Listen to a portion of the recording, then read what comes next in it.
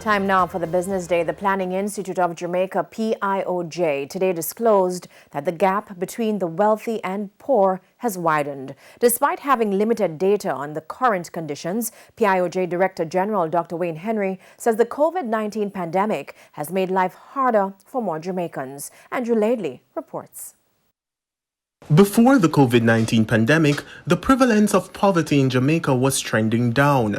In 2018, the poverty rate was 12.6%, coming from 19.5% in 2017.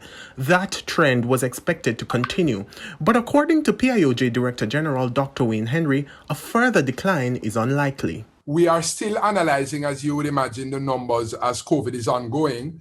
It's still a process. We've done an early assessment in some of the loss estimates of the pandemic.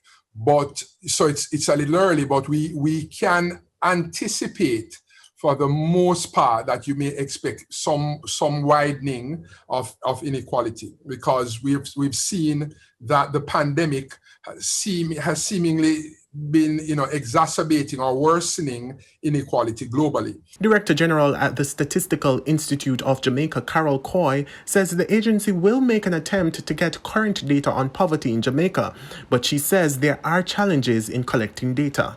In 2020, the Survey of Living Conditions is a long questionnaire, and the contact between household and interviewer is quite long. It's our longest survey. We don't have anything that long.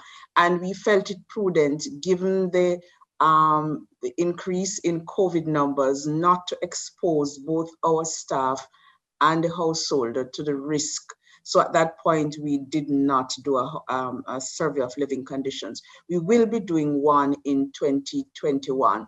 In the meantime, the PIOJ argues that there are aspects of the 2018 survey which are still applicable to current conditions in Jamaica. While the survey was done in 2018, there are still some implications from the JSLC which would still be relevant to 2021.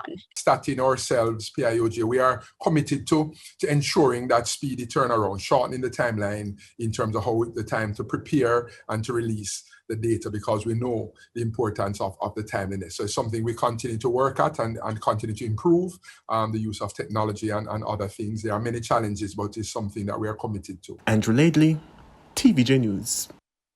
Gas prices are going down tomorrow. A litre of 87.90 gasoline will go for 58 cents less. Automotive diesel is costing $1.26 more, and ultra-low sulfur diesel is up $2.14. $2.54 will be added to the price of kerosene. Propane is down $3.06, and butane is costing $2.69 less.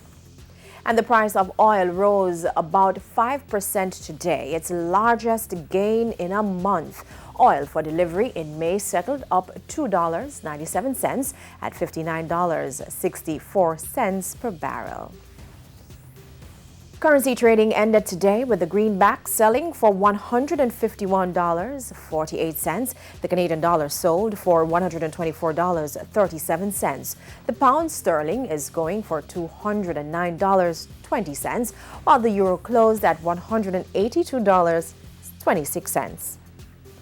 The JC Index gained 3,316 points today, while the Junior Market Index lost 30 points. Among the winners were Consolidated Bakeries, KLE Group, Jamaica Producers, Sterling Investments, US Dollar Shares, and Siboney Group. On the losing side were Stationery and Office Supplies, Mayberry, Jamaican Equities, Express Catering, Lasco Financial Services, and Trans-Jamaican Highway, US Dollar Shares.